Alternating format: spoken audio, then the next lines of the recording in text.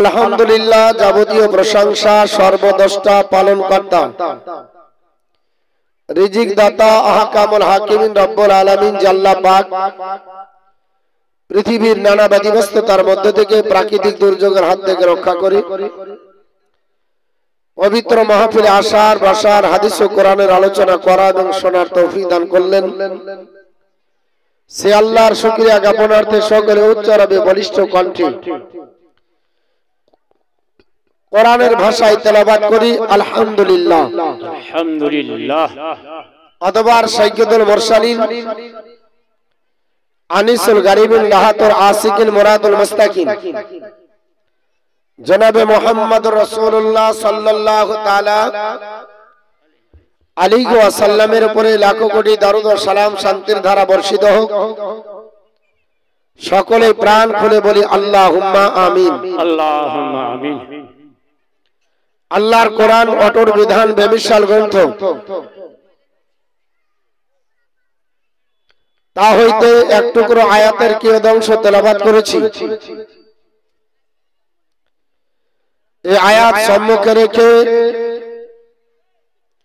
কিছুক্ষণ বক্তৃতা হবে। ওমা তৌফিকি ইল্লা বিল্লাহ। আল্লাহ রাব্বুল আলামিন বললেন, মান আরাদা আন যিকরি ফা ইন্না লাহু মাইশাতান দানকা। যখন আল্লাহর জিকির থেকে তোমরা মুখ সরিয়ে নিবে, মুখ ফিরিয়ে নিবে, তখন আপনার বলা হয়েছে তাদের জন্য সংকুচিত জীবন হবে। যারা আল্লাহর জিকির থেকে মুখ ফিরিয়ে নিবে, এদের জন্য পৃথিবীতে সংকুচিত জীবন হবে।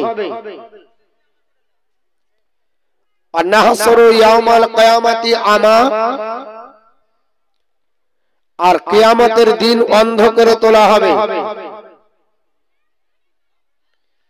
এটা হলো কোরআনের বঙ্গানুবাদ। একটু ভালো করে শোনার চেষ্টা করবেন। আমি কয়েকটি কথা কোরআন হাদিস থেকে বলবো। 3 দিন ধরে জালসা চলছে, আজ শেষ নাকি না আর আছে? আজকে এই মাহফিলের এই জায়গার শেষ জালসা। তবে জালসা শেষ নয়, আবার কিছুদিন পরে আবার লাগবে। আপনাদের কাছে গুরুত্বপূর্ণ কয়েকটি বিষয় আলোচনা করব, যেগুলো আপনার আমার সকাল বেলাতেই কাজে লাগবে। আরে ইউটিউবার, তোমরা তাড়াতাড়ি কাজ সারো, এগুলো আগে এসে সেরে নিবেন, না হলে মানুষ বিরক্ত হলে তো মুশকিল হবে। তো যাই হোক, ব্যাপারটা হচ্ছে ওরাও চাহিদা করে, আমাদের যেমন প্রয়োজন আছে ওদেরও প্রয়োজন আছে। বলে কেন? বলে মতিউর রহমানকে আবার যদি এই বক্তব্যটাই শুনতে হয়, ওদের ছাড়া হবে না। ভালো করে বুঝেন। সর্বপ্রথমে গোমরাই জীবনী আমি করেছিলাম। যখন আমার জীবনে অনেক বক্তা করেছে এর আগে, কিন্তু আমার জীবন আমি প্রথম করি, আর রেকর্ডিং হয়েছিল অডিও। আর সেই অডিও রেকর্ডিংটা এত বাজে, আমাকে প্রতি মাসে অন্তত কমসে কম 10 জায়গা থেকে ফোন আসে যে হুজুর আপনার আনসার সাউন্ড থেকে একটা বক্তব্য শুনলাম, ওই জীবনীটা শুনতে চাই। তাহলে বোঝা গেল আমার বক্তব্য প্রচারের জন্য ভূমিকা আনসারের আছে না নাই? আনসার সাউন্ডের ভূমিকা আছে। হ্যাঁ, আর আপনার বলা হয়েছে ওর আপনার টাকা ঢোকার জন্য আমাদেরও আছে। এখন এরা বলছে যে শুধু আনসার সাউন্ডকে বললে আর বললো না, তো এতই নাম কি আমি হাফেজ? তো যারা দেখতে পাচ্ছেন মোটামুটি 20টা আপনার চ্যালেঞ্জ আছে। 20টি চ্যালেঞ্জে আপনার বলা হয়েছে সবাই কম বেশি ইনকাম করছে, তাই না? যাই হোক, সবাই করে খাক, এটাই আমি চাই। কিন্তু আমার সবার তো নাম মনে নাই। এবার এটাতে তোমাদের নাম হয়ে যাবে যে মৌলভী সাহেব 20টা বলল, কে কে আছে খুঁজবে ওরা।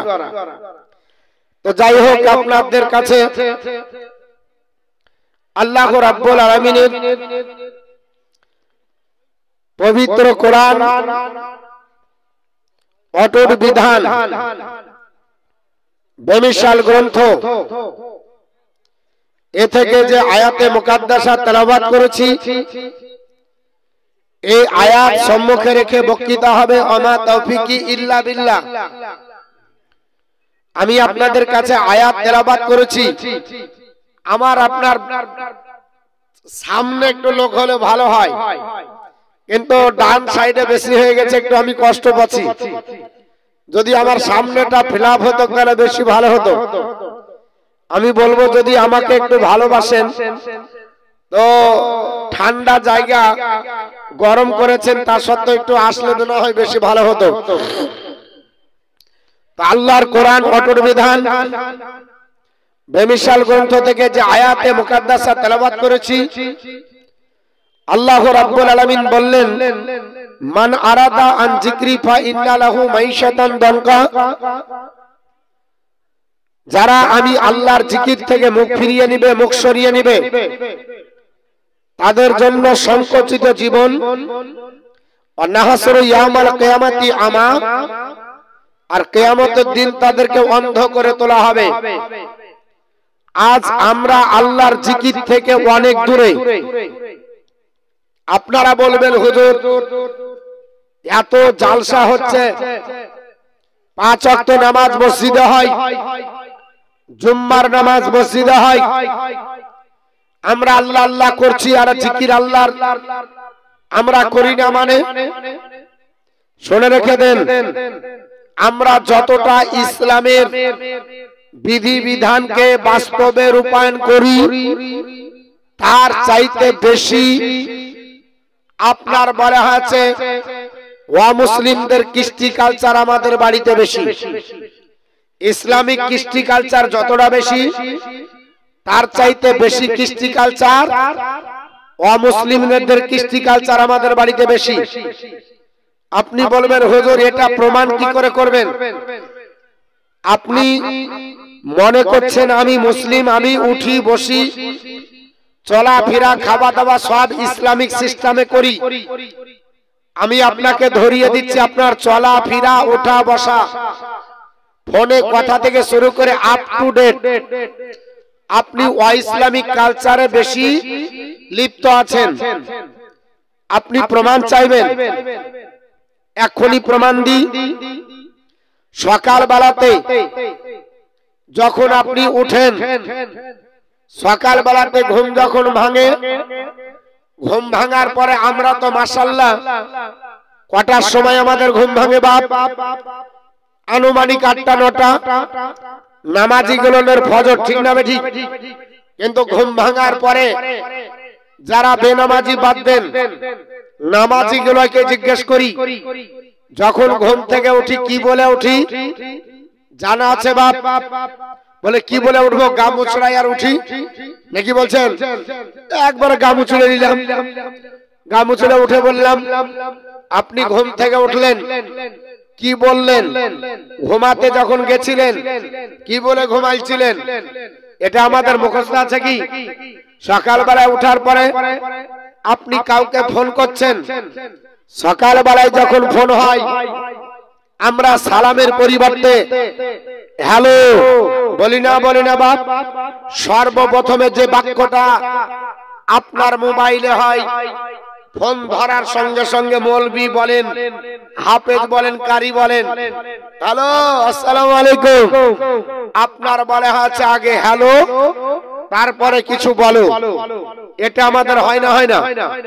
হ্যালো মুসলিম কালচার, ইসলামিক কালচার নয়। তারপরে কথা বলার হলো একটা সুন্নাতের খিলাফ হলো। কথা বলার শেষে আমরা বলি গুড নাইট, আমরা বলি গুড ইভিনিং, আমরা বলি গুড আফটারনুন, আমরা বলি গুড মর্নিং, বলি না? সকাল বেলাতে বললাম গুড মর্নিং, তার মানে তোর সকাল ভালো হোক, দুপুরে তুই জাহান্নামে যা। আপনার দুপুরে কথা হলো আপনার গুড আফটারনুন, আপনার তোর দুপুর ভালো হোক, তুই রাত্রে জাহান্নামে যা। আপনার রাত্রে বেলায় কথা হলো গুড নাইট, মানে তো রাত্রি ভালো হোক, সকাল বেলায় তুই মরার উঠ তোর দেখার দরকার নাই। এটা হলো আমাদের কৃষ্টি কালচার। নবী আমার বললেন সাহাবারা, রাত্রি বেলায় হোক, দিনের বেলায় হোক, শয়নে হোক, আর আপনার বলা হচ্ছে ঘুমাতে যেই হোক, যদি কারোর সঙ্গে কথোপকথন হয় সর্বপ্রথমে সালাম দাও। একজন মুসলমান অপর মুসলমানের সঙ্গে সালাম হবে। আল্লাহর আপনার আসমান থেকে আল্লাহ 100টা রহমত নাজিল করবে। কটা? জোরে বলতে হবে, কটা রহমত? 100টা রহমত। 100টা রহমতের ভিতরে যে যিনি সর্বপ্রথমে সালাম দিবেন ওনার আপনার বলা আছে উপরে 80টা রহমত নাজিল হবে। জোরে বলুন সুবহানাল্লাহ। মা বোন আপনারাও দিবেন, স্বামীকে ফোন করলে সালাম দিবেন, সন্তানকে ফোন করলে সালাম দিবেন, শ্বশুর শাশুড়ি যেই হোক না কেন আপনি সালাম দেন। সালাম দেওয়ার সঙ্গে সঙ্গে 80টা রহমত আল্লাহ আপনার নামায় আমলে আপনার উপরে দিয়ে আল্লাহ নেকি লিপিবদ্ধ করবে। যিনি উত্তর দিবেন ওনার কটা হবে? ওনার 20টা, ওনার উপর রহমত নাজিল হবে। তাহলে সালাম আমাদেরকে দিতে হবে। আসসালামু আলাইকুম মানে তোমার প্রতি আল্লাহর রহমত হোক। সকাল বেলাতে যদি হয় তোমার প্রতি রহমত নাজিল হোক, দুপুর বেলাতে যদি হয় তোমার প্রতি রহমত নাজিল হোক, রাত্রি বেলাতে যদি হয় তোমার প্রতি রহমত নাজিল হোক। এটা সকাল ভালো, দুপুর ভালো, বৈকাল ভালো, রাত্রি ভালো, এর মধ্যে কিছু নাই। যখনই করবে সব সময়ই ভালো। তাহলে ইসলামিক কালচার আমাদের দরকার ছিল। আজ বর্তমান যুগে ইসলামিক কালচার নাই। সকাল বেলাতে উঠে আপনার সকালে আমাদের বাচ্চাগুলোকে আমরা আপনার একাডেমিতে পড়াই না? পড়াই না? ইংলিশ মিডিয়াম একাডেমি, আরবি medium academy, nursery academy, Netaji academy, বিভিন্ন একাডেমিতে পড়াই। বাচ্চা ছেলে যাবে, ছেলে দুটোর হাত ধরে মা দড়িয়ে আপনার দাঁড়িয়ে আছে, কারণ গাড়িতে তুলে দিতে হবে। গাড়ি যেমনি আসলো মা হাত ধরে তুলে দিল। বাচ্চা বলছে টাটা, মা বলছে আবার দেখা হবে, টাটা দিয়ে চলে আসলো। টাটা মানে কি? বলে তুই যাচ্ছিস যা, আর তুই ফিরে আসিস না। আপনি বলবেন এ আবার কোন মিনিং গো? যাচ্ছিস যা মানে আর ফিরে আসিস না। আপনাকে বুঝিয়ে দিই টাটা মানে কি, আপনি একটু ভালো করে বোঝেন। সকাল বেলাতে কেউ যদি বলে চা খাও, না আমি দুটো খেয়ে নিয়েছি, বলে না? বলে না? না না মানে আর নেব না। ভাত খেতে বসেছেন, আপনাকে ভাত দিল, আপনি আপনার ভাত নিবেন? না না না মানে হাত লড়ে না মানে আর নিব না। আপনি বলে হচ্ছে কোন জায়গা যাবেন, জিজ্ঞেস করতে যাবেন, তো না না না তার মানে যাব না। তো টাটা মানে কি? যাচ্ছিস যা আর ঘুরে আসিস না। হ্যাঁ, বুঝতে পেরেছেন? না না টা মানে না না, বুঝতে পেরেছেন? আজকে বর্তমানে আমরা বিদায় দিই, আপনার বলা হচ্ছে বিদায় দেওয়ার আমরা দোয়া জানি না। খোদা হাফেজ বলেন, আল্লাহ আপনাকে হেফাজত করবে। আল্লাহ রাব্বুল আলামিন রাস্তাতে যখন আপনার কোন বান্দা বান্দি যায়, নবীকে আপনার শিক্ষা দিচ্ছেন, নবী গো এই দোয়াটা বলেন। আমরা দোয়া পড়ি না? আপনার দোয়া পড়তে হয়। দোয়া পড়বেন, গাড়িতে চাপবেন একটা দোয়া পড়বেন, যানবাহনে চাপবেন একটা দোয়া পড়বেন, রাস্তায় চলবেন একটা দোয়া পড়বেন। আপনি তো টাটাতে শেষ করে দিলেন। বর্তমান যুগে এই আপনার জানুয়ারি আজ 13 চলছে, 13 দিন থেকে ধুমধাম করে সবচাইতে যেটা মুর্শিদাবাদে আপনার মুসলিম অধিষ্ঠিত এলাকা, সবচাইতে জনসংখ্যা বেশি, এই জায়গাতে সবচাইতে আপনার বলা হচ্ছে হারামি আপনার কাজ হচ্ছে, সেটা হচ্ছে আমাদের পাশে আপনার লালবাগে পিকনিকের মাধ্যমে আপনার বিয়ার চলছে, পিকনিকের মাধ্যমে আপনার ঢোল চলছে, পিকনিকের মাধ্যমে আপনার তবলা চলছে, পিকনিকের মাধ্যমে আপনার গাজা চলছে, পিকনিকের মাধ্যমে আজকে ইংলিশ আপনার বলা আছে মাল খাচ্ছে না? খাচ্ছে না? আপনাদের ঘরে ছেলে খায় না? হ্যাঁ, খায় না খায় না খায়। এরা মদ বলে না, এরা বিদেশি মাল বলে, বিদেশি খায়, দেশি আপনার লোক খায় বিদেশি। এরা হচ্ছে সব দেশি কিন্তু খায় বিদেশি। সেদিনকে একজন বলছে বাংলা না ইংরেজি, বাংলাটা খেতে হবে না ইংরেজিটা খাওয়া যাবে। আস্তাগফিরুল্লাহ, বাংলাও চলবে না ইংরেজিটাও চলবে না। আমি আবার বাংলা ইংরেজি বুঝতাম না, বাংলাটা কোনটা ইংরেজি কোনটা। তো বলছে বাংলাটা পারমিশন পাওয়া যায় না আর ইংলিশটা পারমিশন পাওয়া যায়। আবার কি ভাব ওটা বুঝি না। তো আপনার যে খাই সে ভালো করে বুঝে শুনে রেখে দেন। আজ বিয়ের অনুষ্ঠান হচ্ছে সুন্নতি তরিকায় আপনার বিয়ে হওয়া দরকার ছিল, ইবাদত আপনার করে রাত্রিবেলা জাগরণ দরকার ছিল, আল্লাহর কাছে দোয়া করে রাত্রি জাগরণ করা দরকার ছিল। বিয়ের অনুষ্ঠানে বড় বড় হাতি নিয়েছে, সারা রাত্রি ড্যান্স আর নাচ হয়ে আপনার মদ খেয়ে পড়ে থাকছে। তারপরে দোয়া করে বলছে হুজুর আমার আপনার বলে হচ্ছে নাতি আর আপনার বলে হচ্ছে অমকের ছেলে, আমার বিয়ে হবে, দোয়া করেন এরা যেন সুখী সংসার বানায়। মা হযরত আয়েশাতুল হুমায়রা আর নবীর মতো মহব্বত হয়।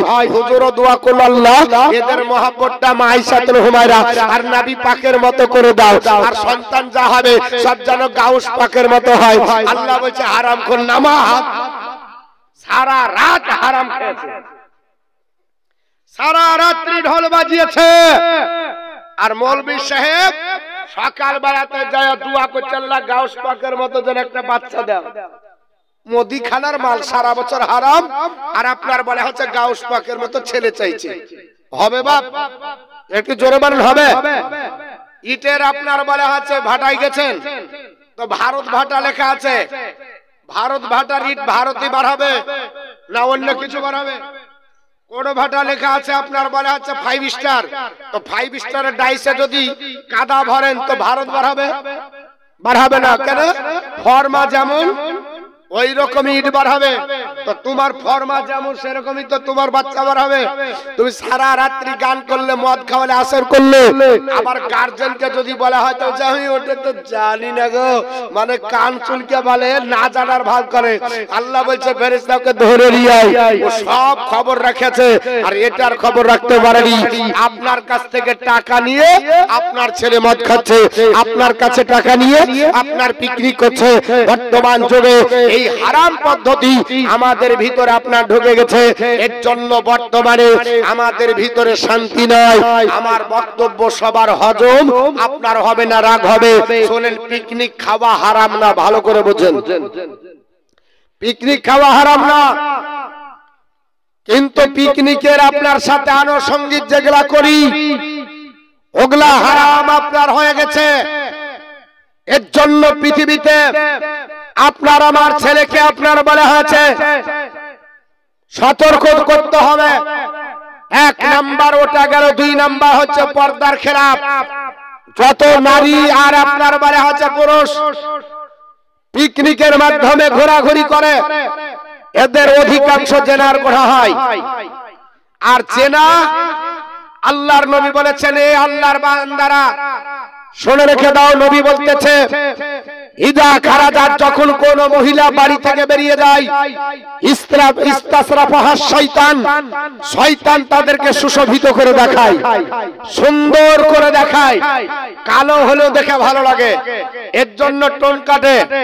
এই আপনার পিকনিকের মাধ্যমে, মেলার মাধ্যমে, খেলা খেতে গিয়ে যদি আপনার গোড়া হয়ে যায়, কে বাঁচাবে? আল্লাহর নবী পবিত্র জবান দ্বারা বললেন, এ আপনার বলে হচ্ছে আল্লাহর বান্দারা পৃথিবীর জমিনের রাস্তায় চলতে চলতে হঠাৎ করে কোন মহিলার দিকে যদি নজর পড়ে, আল্লাহর নবী হযরতে জারির রাদিয়াল্লাহু তাআলাকে বলছেন, এ জারির তুমি শুনে রেখে দাও, যদি কোন মহিলার দিকে নজর পড়ে যায়, আমি রাসূলুল্লাহ বলতেছি শুনে রেখে দাও, তোমরা আপনার সঙ্গে সঙ্গে আপনার বলে হয়েছে আপনার সঙ্গে সঙ্গে ইসরাফ বাসা রাখা, তোমার চোখের দৃষ্টি আনত করো। হযরত আলী রাদিয়াল্লাহু তাআলা নবীর কাছে গিয়ে বললেন, ইয়া রাসূলুল্লাহ, আমি রাস্তা দিয়ে চলছি, কোন অলঙ্গ মহিলা, বেপরদার মহিলা যদি তাকে দেখে ফেলি, তাহলে আপনার বলা হচ্ছে আমি কি করে চোখের দৃষ্টি আনত করব? আল্লাহর নবী বললেন, আলী, যদি তুমি আপনার কোন মহিলাকে দেখো, আমি রাসূলুল্লাহ বলছি শুনে রেখে দাও, লা তাবি ইন নাজরান নাজরা, একবার দেখার পরে দ্বিতীয়বার কোন কোন মহিলার দিকে তাকানো শরীয়তে জায়েজ নাই, কারণ আপনার বলা হচ্ছে ফা ইন্না আউলা লাকা, প্রথমবার তাকানোটা তোমার, আর আপনার বলা হচ্ছে ওয়া লাইসাত লাকাল আখিরা, দ্বিতীয়বার তাকানোটা তোমার নয়, কারণ প্রথমবার যখন তাকাও ওটা তুমি না জানতে তাকিয়ে ফেলেছো, এর জন্য তোমার গুনাহ নাই। দ্বিতীয়বার যদি তাকাও তোমার গুনাহ হবে, কারণ তুমি ওটা ভালো করে জানো যে আমি দেখতে পেলাম না, আর একটু চোখ টুকি মেরে দেখে নি কেমন আপনার ছিল, ওটা তো ভালো করে দেখা হলো না।